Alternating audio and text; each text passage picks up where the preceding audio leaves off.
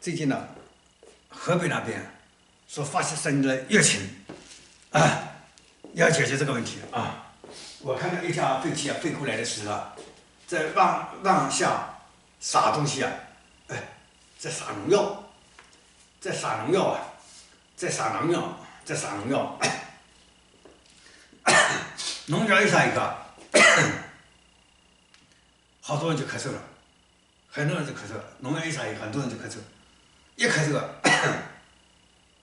一咳嗽啊，人家就下意识又去检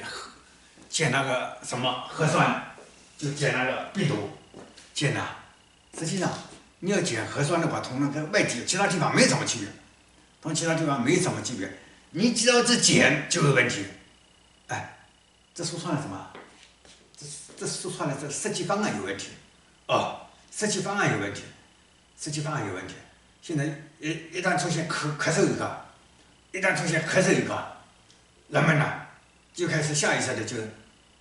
马上就想到那个疫情发作了呀，疫情发作了呀，是不是？这个是自作自受啊！现代科技的自作自受啊！这个是又看到飞机啊在飞过去在撒农药啊，在撒农药，农药一撒一个，下面就咳嗽啊，再咳嗽啊，咳嗽啊，咳嗽啊，咳嗽一个，人们疫情来了啊，疫情来了啊，人们疫情来了，哎呀，现在天上那个撒下的农药那个要持续一段时间啊，所以啊，他们的咳嗽啊也要持续一段时间，